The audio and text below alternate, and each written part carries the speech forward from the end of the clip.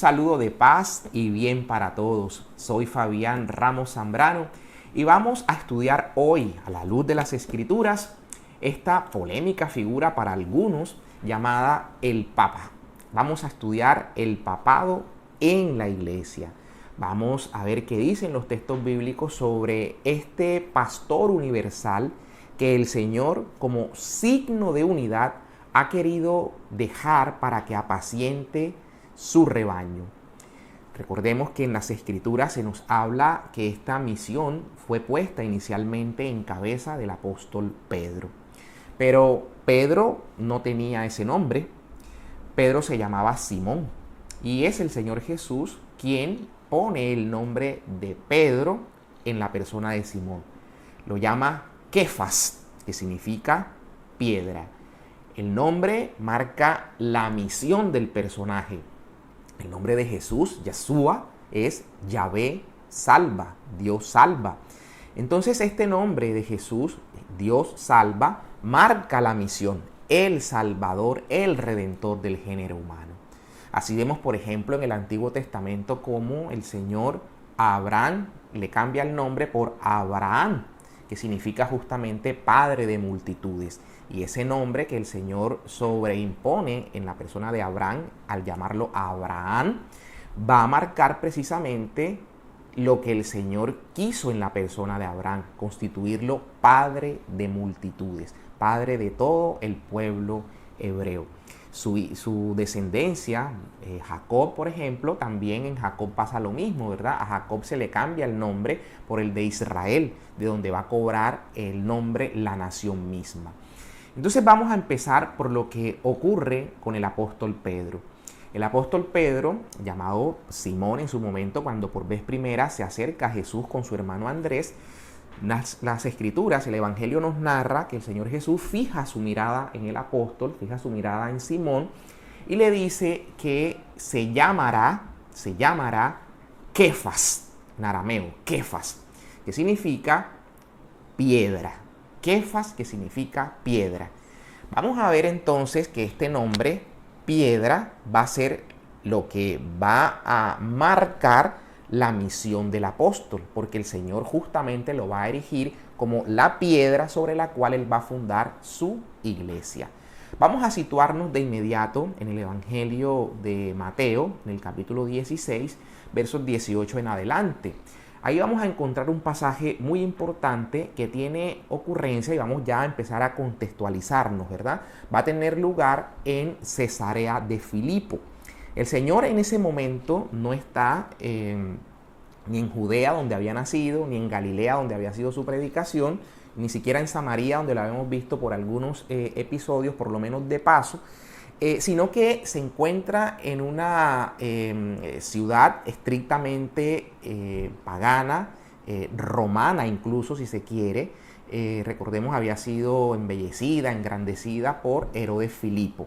Herodes Filipo le da el nombre a esta ciudad, el nombre de Cesarea, para congraciarse con el emperador, con César Augusto, y le pone el Filipo, Cesarea de Filipo, no tanto como un autopremio, ¿no?, de Herodes Filipo, sino para diferenciarla de la otra Cesarea, la Cesarea costera, la Cesarea marítima. Esta venía a ser entonces la Cesarea de Filipo.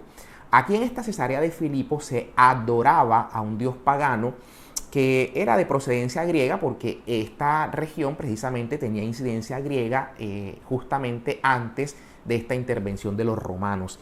Aquí entonces se adoraba al dios Paneos, o al dios que se conoció como el dios Pan, que era una especie de embeleco, digámosle así, de una mezcla entre hombre y macho cabrío. Jesús, Dios hecho hombre, es el Cordero de Dios que quita el pecado del mundo. Vamos entonces ya viendo cómo Jesús en este lugar va a tener esta conversación con sus apóstoles para allí incluso derrotar a esta deidad pagana, el dios Pan, que era el dios de los pastores, el dios de la fertilidad también. Entonces aquí va a tener ocurrencia el diálogo que el Señor tiene con sus discípulos y pregunta él que qué dice la gente de Jesús. ¿Quién dice la gente que soy yo?, le pregunta Jesús a sus apóstoles, ¿verdad? Entonces ellos le responden, Señor, unos dicen que tú eres Elías, otros dicen que eres Jeremías, o que eres uno de los profetas. Miren que hay varias versiones sobre lo que dice la gente. Versiones que no son ciertas, es decir, hay duda, no hay certidumbre, no hay verdad. Y ante eso el Señor dice, bueno, y ustedes, ya no que dice la gente, sino ahora ustedes, ¿quién dicen que soy yo? Pedro toma la palabra en representación de los 12, ¿verdad? Pedro toma la palabra y Pedro le dice, tú eres el Mesías, el Hijo del Dios vivo. Pedro declara allí la verdad. Se acaba la confusión que reinaba. Ya lo que el uno piensa, si es Elías, si es Jeremías, si es uno de los apóstoles, eso va a sucumbir ante la declaración que hace Pedro. Entonces Pedro declara, tú eres el Mesías, el Hijo del Dios vivo. Jesús le dice a Pedro, esto no te lo ha revelado ni la carne ni la sangre, sino mi Padre que está en el cielo. Esta revelación, esta verdad. Y viene Jesús y va a decir lo siguiente, y yo a mi vez te digo que tú eres Kefas, que tú eres piedra, que tú eres Pedro. Lo había llamado antes en ese momento Simón, ¿verdad? Le había dicho Simón, hijo de Juan. Esto no te lo ha revelado ni la carne ni la sangre. Pero ahora le dice, y yo a mi vez te digo que tú eres Pedro. Va a empezar Jesús a hacer unas declaraciones sobre la persona de Pedro. La primera que hace es decirle, tú eres Kefas. Y importante decirlo, y me excusan, pero hay que decirlo en arameo, porque en el griego va a tener una variación. En el griego le va a decir, tú eres Petros, y luego le va a decir, y sobre esta Petra hay dos palabras, ¿verdad? Petros, tú eres Pedro, y sobre esta Petra, o sea, piedra, edificaré mi iglesia. Pero en arameo el Señor, que fue como le habló en su momento a Pedro, le dijo, tú eres Kefas, y sobre esta Kefas edificaré mi iglesia. Y las fuerzas del infierno, las fuerzas de la muerte, el poder de la muerte, las fuerzas del Hades, no prevalecerán, no podrán contra ella. Importante eso. Entonces, el Señor le está diciendo, tú eres Pedro y sobre esta piedra edificaré mi iglesia. En arameo, tú eres Kefas y sobre esta Kefas edificaré mi iglesia. Era la misión de Pedro. Ahí entendemos entonces por qué el Señor había cambiado el nombre de Simón a Pedro. En este momento culmen, en este momento central de la predicación del Señor, vemos que tiene lugar el porqué, la explicación de ese cambio de nombre. Pedro, eres Pedro y sobre esta piedra edificaré mi iglesia. Algunos entonces llegan a decir que Jesús, cuando le dice tú eres Pedro y sobre esta piedra, se está refiriendo al mismo Pedro, edificaré mi iglesia. Algunos dicen, no, el Señor no dijo eso. El Señor dijo, tú eres Pedro y sobre esta piedra se señaló a sí mismo. Ellos estaban ahí presentes, entonces vieron en ese momento que Jesús no se siguió dirigiendo a Pedro, sino que se dirigió a sí mismo. Jesús dijo, tú eres Pedro y sobre esta piedra edificaré mi iglesia. ¿Verdad? No cobra sentido, más por lo que sigue, porque el Señor está haciendo declaraciones sobre Pedro. Luego le va a decir, te daré las llaves del reino. Lo que ates en la tierra quedará atado en el cielo. Lo que desates en la tierra quedará desatado en el cielo. Entonces, todas estas declaraciones son sobre la persona de Pedro. El Señor dice, tú eres Pedro, sobre esta piedra edificaré mi iglesia, no mis iglesias. Edificaré mi iglesia. ¿Y por qué y con qué objeto? Con el objeto de que este signo de unidad que el Señor dejaba en la persona de Pedro sobre la que edificaba su iglesia fuese contrapuesto a lo que hace un rato había pasado, ¿no?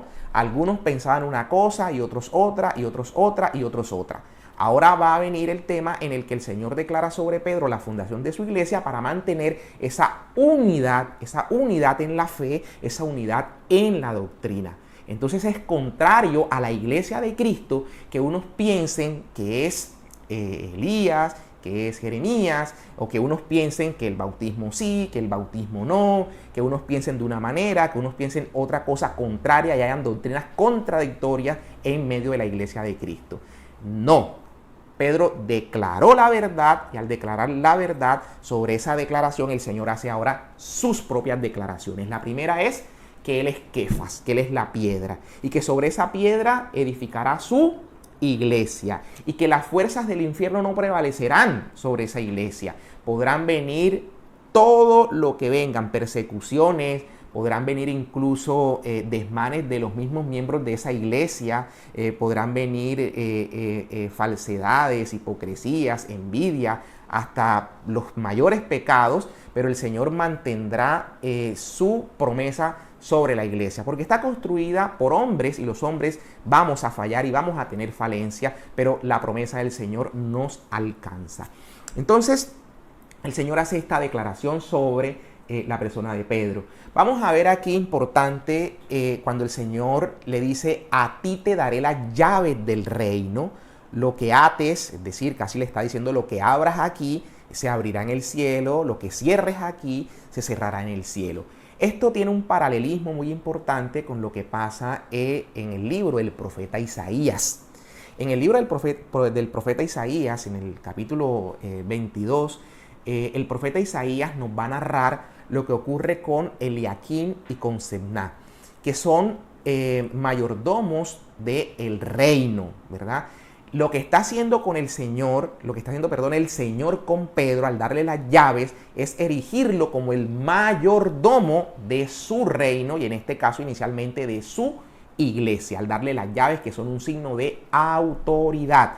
Ahora con el profeta Isaías, él está diciendo que a Eliaquim se le van a dar las llaves del reino para que lo que Eliaquim abra nadie lo pueda cerrar y lo que Eliaquim cierre nadie lo va a poder abrir, ¿verdad? Le da esa autoridad y le dice eso, te daré las llaves, pondré sobre tu hombro las llaves del reino.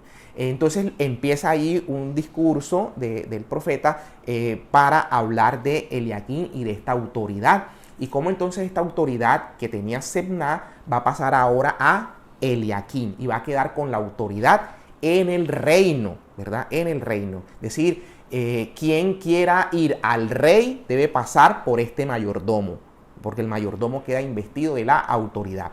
Y le añade el texto aquí diciendo que será como un padre para la casa de Israel, el mayordomo. Por eso hablamos de papa, que significa la palabra padre, ¿verdad? Será como un padre para la casa de Israel, del reino. En este caso, el apóstol, a quien el Señor está invistiendo con esta autoridad, será como un padre para la iglesia que el Señor está fundando en esta persona, en este caso, en el apóstol Pedro. Vamos a ver enseguida cómo en el capítulo 21 de Juan, después del verso 15, el mismo Señor, después de su resurrección, llama al apóstol Pedro aparte de los demás y le dice, Pedro, ¿me amas más que estos? Estos eran el resto de los discípulos. ¿Me amas más que estos? Y Pedro le responde, sí Señor, te amo, sabes que te amo. Jesús le dice entonces, apacienta mis corderos. Primero utiliza la expresión corderos, ¿no? Como al igual de los hermanos, los corderos eran los que servían para el sacrificio. Entonces estamos hablando de apacienta mis corderos, es también apacienta a tus hermanos del apostolado que te dejo, que seguramente van a ser sacrificados y van a ser inmolados. Apacienta mis corderos. Le vuelve Jesús a preguntar, Pedro, ¿me amas? Apacienta mis ovejas.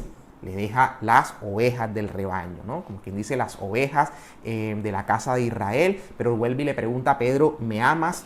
Sí, Señor, te amo. Y se dice que Pedro se entristeció, que por tercera vez le preguntara, y Pedro le responde, Señor, tú lo sabes todo, sabes que te amo. Y el Señor entonces le dice, apacienta mis ovejas nuevamente. Las ovejas que seguro no eran de la casa de Israel, pero que tenían que llegar a ese rebaño. Entonces el Señor pone a Pedro al frente de su iglesia, de su rebaño, de sus ovejas.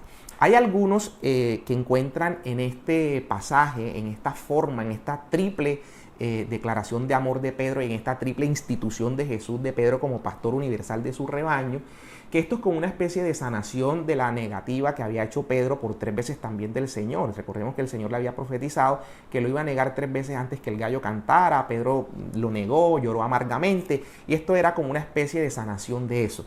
Eso puede ser una interpretación, pero hay un tema que no podemos perder de vista y es que esto era una manera de cerrar los negocios importantes en la tradición judía, en la tradición hebrea e incluso desde antes, ¿no? Incluso en la Mesopotamia, cuando Dios saca a Abraham de Ur de los Caldeos, y Abraham va a pedir o a hacer negocio sobre la tumba en la cual va a enterrar a su esposa, hace esta reiterada declaración para poner y dar por sentado la seriedad del negocio que se está celebrando. En este caso, cuando Jesús hace eso, está marcando la importancia que tiene el haber dado esta misión al apóstol Pedro en este caso. Entonces vemos acá esa innegable autoridad que el Señor le da a Pedro para constituirlo como pastor de todo su rebaño universal. Y es que vamos a ver cómo apenas unos versículos antes, cuando ellos están en el lago pescando, y el Señor se aparece después de haber muerto, recordemos, estamos hablando de la resurrección del Señor, dice que se encontraban y se enlistan unos apóstoles, si los contamos son 6, ¿no? Recordemos que en las Escrituras el número de la perfección, de la plenitud, es el número 7, ¿verdad? El número 7, el número de totalidad, de plenitud. Aquí se nos cuenta que hay 6 apóstoles, 6 discípulos se encontraban en ese momento, o sea, no están todos, no está la totalidad. Y que el Señor entonces les dice que echen las redes, y viene toda la historia sobre la pesca milagrosa. Tiran las redes allí y pescan una cantidad de peces que ellos tratan de arrastrar. Dicen que las redes casi se rompen. Pedro se tira en ese momento al mar. Estos otros discípulos empiezan a arrastrar las redes hasta que finalmente llegan. Pues luego sale Pedro y el Señor pide peces para comer, ¿cierto? Miren lo curioso que va a pasar en ese texto. Los discípulos, que estaban todos esos 6 arrastrando las redes que no podían, que se estaban rompiendo, que casi se rompen y no podían estos 6, cuando el Señor pide peces, Pedro sube a la barca, coge las redes con el número de peces que hay, dice el escritor Juan, dice que 153 peces. ¿Ustedes creen que Juan contó los peces y se acordaba que habían 153? No, tiene una explicación. En este momento el 153 era lo que se estimaba o se creían que era el número de las especies marinas o el número de modalidades de peces que podían existir en el mar. Entonces ese 153 está significando todos, ¿no? Como quien dice, pescó de toda raza, de todo género, y es una significación de nosotros, de la humanidad. Las redes significan la iglesia, entonces en la iglesia cabemos todos, de todo género, cabemos acá de toda raza, cabemos de toda lengua, niños, niñas, adolescentes, el negro, el blanco, el indio. Todos cabemos en esa red que es la iglesia. Ya recordemos que Jesús le había dicho a Pedro, te haré pescador de hombres, en ese momento en el que se encontraron. Te haré pescador de hombres. Ahora Pedro solo, él solito, cogió esa red con toda esa cantidad de peces, significando la red a la iglesia y los peces a todo el género humano que cabe en la iglesia. Pedro lo lleva hasta Jesús. Es también una especie de visión, digamos, escatológica acá del final de los tiempos, cuando el Señor Pedro entrega la iglesia que se le ha sido encomendada al Señor. Entonces Pedro, no porque tenga más fuerza, ¿no? Qué locura pensar eso, no porque Pedro tuvo más fuerza que los 6 que no podían con las redes, ahora Pedro la cargó solito y él sí pudo solo. No, eso tiene una significación y es lo que estamos conversando. Se quería aquí resaltar el papel central de Pedro en la iglesia, de cómo él lleva la iglesia hasta el Señor. Y es cuando el Señor entonces viene y lo erige en el pasaje que acabamos de ver como pastor universal de su iglesia. Otros pasajes vemos, por ejemplo, cómo el Señor le dice a Pedro, Satanás ha pedido zarandearlos como el trigo, ¿verdad? Ha pedido tocarlos, ha pedido perturbarlos. Pero le dice el Señor, pero Pedro, yo he orado por ti. No ha orado el Señor por el resto de los otros 11, ¿no?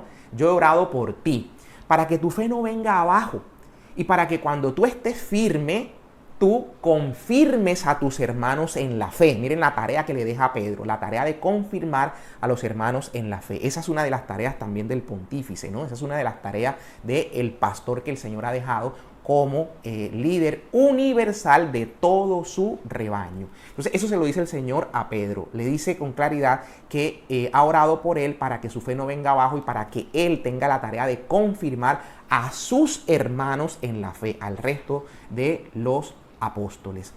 Así vemos entonces, por ejemplo, el listado que nos cuenta Mateo. Marcos también nos habla de un listado de los apóstoles, pero vemos cómo se curan en los detalles y cómo dejan los detalles los agiógrafos, los escritores sagrados, para darnos a entender lo que pasa con el apóstol Pedro. Cuando hace el listado, el de Mateo dice con toda claridad: este es el listado de los apóstoles. El primero de ellos, Pedro, ¿verdad? Y empiezan a listar, no mienta ni segundo, ni tercero, ni cuarto. Luego mienta así al último, diciendo que era Judas el traidor. Pero cuando habla del primero, lo que quiere hablar es del primado de Pedro respecto del resto de sus apóstoles. Entonces vemos aquí todas estas figuras de cómo los evangelios nos dan cuenta de la tarea que el Señor quiso encomendar en el apóstol Pedro. Todo el libro de los Hechos de los Apóstoles, que nos narra ya las actuaciones de los apóstoles, pues nos van a contar ese papel protagónico del apóstol Pedro. Como el día de Pentecostés, el apóstol Pedro justamente es el que toma la palabra y hace su discurso, y luego el bautismo de los más de 3.000, y cómo estos se adhieren a la iglesia. Como dice con claridad que el Señor iba adhiriendo cada día más a los que habían de ser salvos, a la iglesia, a los que debían de ser salvos. Entonces eso era, a la red de la iglesia seguían sumándose esos peces, y se siguen sumando esos peces de toda raza, de todo género, de toda lengua, porque esa es la tarea pues de la iglesia: captar a esas personas para que podamos llevarlas, o pueda la iglesia y su pastor universal llevarlas a la persona del Señor, a la persona de Cristo, en esa visión escatológica al final de los tiempos. Entonces aquí vemos todo lo que observamos, cómo el Señor en la persona de Pedro pone los primeros milagros que se realizan. Con esas llaves que le había dado el Señor a Pedro, le abre las puertas a los paganos cuando se convierte Cornelio en Jope. Allí se le abren con esas llaves las puertas al mundo, a los paganos, para entrar a la iglesia. Los discípulos, los milagros, cómo nos narra que, así como pasa hoy con el líder de la Iglesia Universal, cómo las personas salían a las calles y se volcaban a las calles y se aglomeraban y sacaban a los enfermos, para que por lo menos, dice la Escritura, por lo menos al pasar Pedro, su sombra sanar a los enfermos, ¿no? Se tenía esa fe en esta persona, y no porque Pedro fuese Cristo, ¿no? Ni fuese él el que sanara, sino por lo que Cristo había instituido en esta persona. Entonces, todo lo que vemos, todo este liderazgo del apóstol Pedro, las Escrituras nos dan cuenta de todo esto. Ahora, el apóstol Pedro muere y no puede acabarse la misión, ¿no? No puede acabarse la tarea que el Señor había encomendado. Como pasó con Eliaquín y Sebna, esta autoridad de las llaves pasa de uno al otro. Y así pasó a la muerte del apóstol Pedro. El apóstol Pedro estuvo y murió en Roma. Algunos no le dan crédito a este hecho de que Pedro nunca estuvo en Roma, porque en la Biblia no dice que Pedro estuvo en Roma, y desconocen la historia entonces, e incluso la misma Biblia, porque el apóstol Pedro en su carta, cuando se refiere a Babilonia, cuando dice que lo saluda a la iglesia de Babilonia, se está refiriendo justamente a Roma. Y cuando se habla de la iglesia que está en Roma, habló Pedro de Babilonia. Algunos, qué curioso, cuando quieren maltratar a la iglesia de Cristo, dicen que la iglesia católica es la gran ramera, porque es la iglesia de Roma, la gran ramera.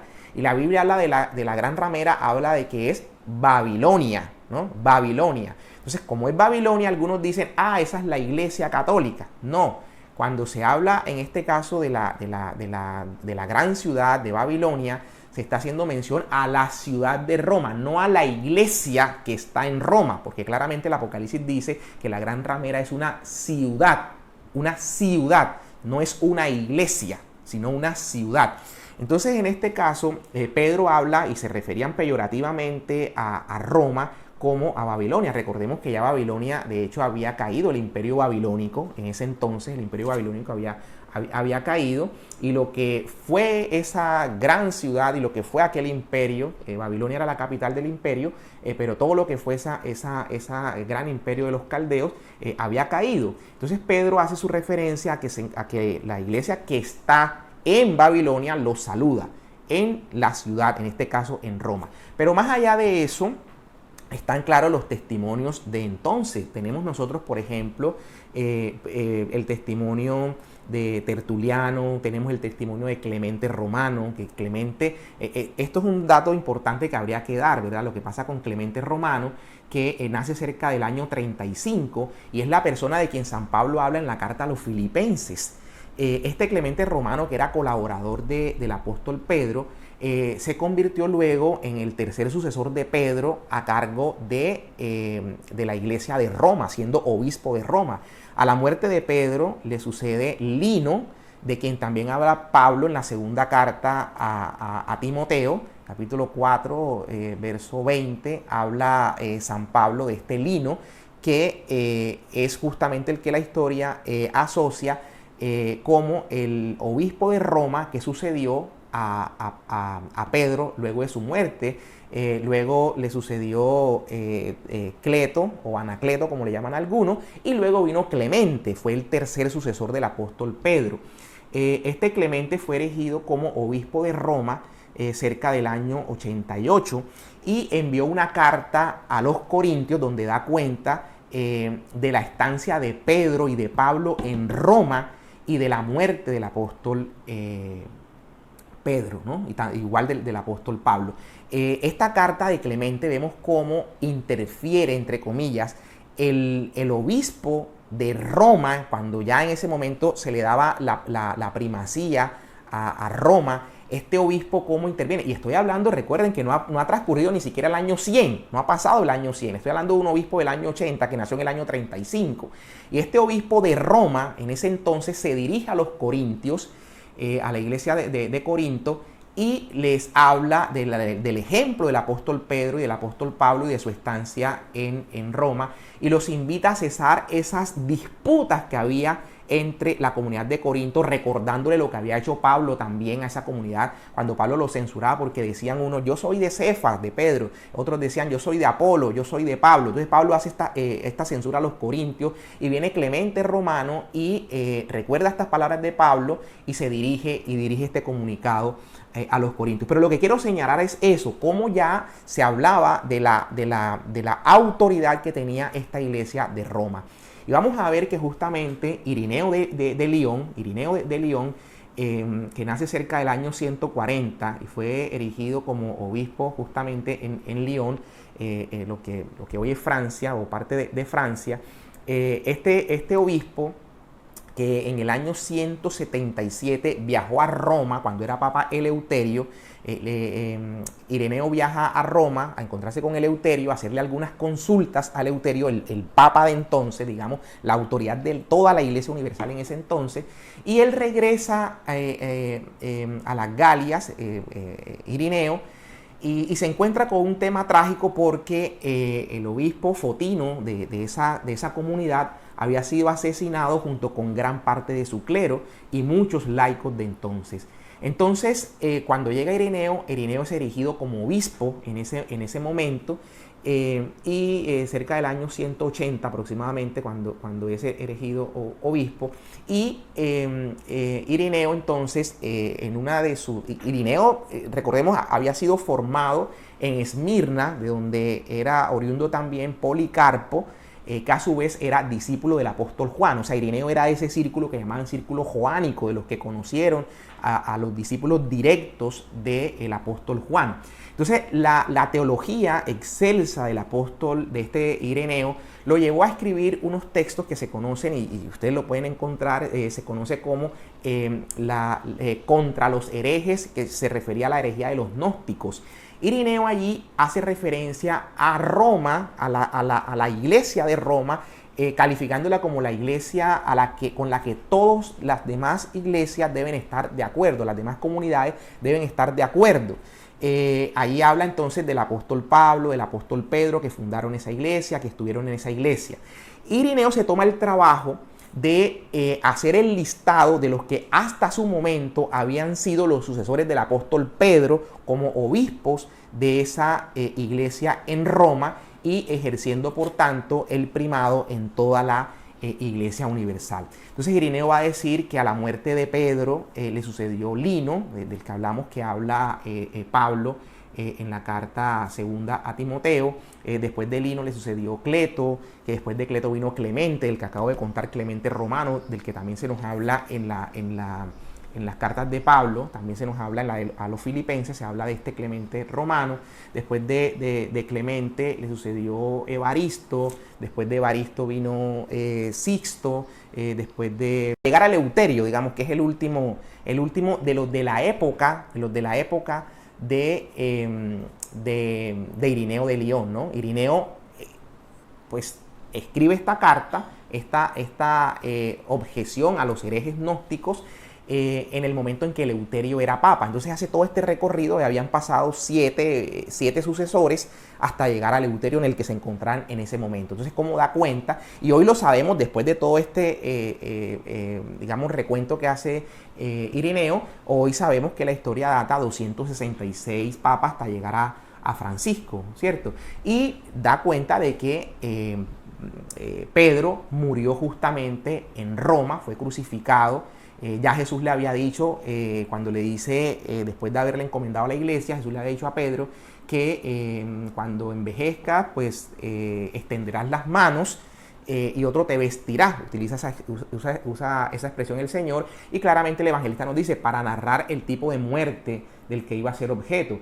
Juan escribe su evangelio incluso porque la muerte de Pedro data del año 67 aproximadamente, ¿verdad? Aproximadamente Pedro tenía 75 años, dicen los historiadores, porque recordemos que para la época era emperador Nerón. Nerón había hecho el autoincendio allá en Roma, y para que Nerón pudiese tener sus chivos expiatorios, buscó a los cristianos como chivos expiatorios, acusándolos de causar el incendio en Roma cerca del año 64, y empezó una persecución bestial contra los cristianos. Nerón a muchos los colgó como antorchas para que iluminaran, alumbraran, sirvieran de alumbrado público a las personas. Esta aberración de Nerón, lo que un escritor cristiano, Tertuliano, llama el instrumentum neronianum, ¿no? Desde donde empezó esa ácida persecución hasta finalmente en el 313 con el obispo de Milán, con el edicto, de Milán, logró cesar esta persecución contra los cristianos. Pero la persecución fue asidua, y Pedro cae en esta persecución y es crucificado, como le decía. Entonces ya le había vaticinado el Señor. Cuando Pedro va a ser crucificado, seguramente recordaba esas palabras del Señor, y extendió pues sus brazos. Esta palabra de Jesús de extenderás los brazos y otro te vestirás, es lo que los romanos hablaban del extender los brazos para referirse a la crucifixión. Pedro dice que él no es digno de morir como su maestro y muere crucificado boca abajo. Data la historia que es crucificado boca abajo el apóstol Pedro, cuando, repito, corría el año 66, 67 aproximadamente. Esto ocurre en Roma. De esto da fe Tertuliano, que acabo de citar. Tertuliano, incluso cuando da fe de Pedro, dice que bautizaba, hacía sus aspersiones, sus bautismos en el río Tíber, que recorre gran parte de la ciudad de Roma. Hace referencia este personaje Tertuliano, pero también lo hace Eusebio de Cesarea, cuando apenas corría el siglo IV. Eusebio de Cesarea habla y nos narra esta muerte del apóstol Pedro. Entonces, esta es lo que ha hecho entonces que digamos, la muerte de Pedro, sus restos se conservan. Incluso hubo unas excavaciones cerca del año 1960 aproximadamente. Arqueólogos, científicos hicieron una excavación y encontraron justo debajo del altar mayor de la Basílica de San Pedro unos restos que precisamente datan de este siglo I, y hay unas inscripciones en la tumba donde nos cuentan que justamente el apóstol Pedro muere en Roma, y digamos, el depósito de sus restos es precisamente, o está justamente debajo del altar mayor en Roma, casi que haciéndose esto preciso lo que el Señor decía, casi que textual, ¿no? Sobre esta roca edificaré mi iglesia. Recordemos que la sede apostólica está precisamente en Roma. Entonces, con esto lo que quiero significar es cómo el Señor ha puesto a un pastor universal de su rebaño, para evitar precisamente que hoy tengamos, como lo vemos después de la Reforma Protestante, que precisamente uno de los puntos de la Reforma es que para la época, recordemos que en esa época había venido resurgiendo este humanismo renacentista precisamente, en el que esa visión digamos, teocéntrica que existía en la Edad Media, varía por esta visión antropocéntrica, cuando el hombre es el centro, todos somos iguales, y ahí viene, no, el Papa no puede ser más que nadie, ni pueden haber sacerdotes más que las personas, todos somos sacerdotes, por lo que dice la carta de Pedro, y confunden el sacerdocio ministerial con el sacerdocio común de los fieles, y viene toda esta protesta en contra de estas verdades de fe, y se apartan y se crean entonces hoy una doctrina, otra doctrina y demás, y se rompe con esta unidad que el Señor quiso y que para lo cual dejó a un pastor como garante de esa unidad de la iglesia. Entonces era lo que hoy queríamos compartir, esta reflexión acerca de la figura del Papa en la iglesia, y la figura del pastor universal de la iglesia. Entonces, muchas gracias por su atención, y pedimos a Dios que nos bendiga. Pedimos a Dios también que bendiga a nuestro querido Papa Francisco, e igual bendiga a nuestro Papa emérito Benedicto XVI en estos días, años, no sabemos cuánto le quedan a nuestro querido Papa, pero que siga siendo esa velita que, si bien se va apagando, siga dando luz a la humanidad, enseñando la verdad que el Señor ha depositado en su iglesia. Muchas gracias. Hasta una próxima.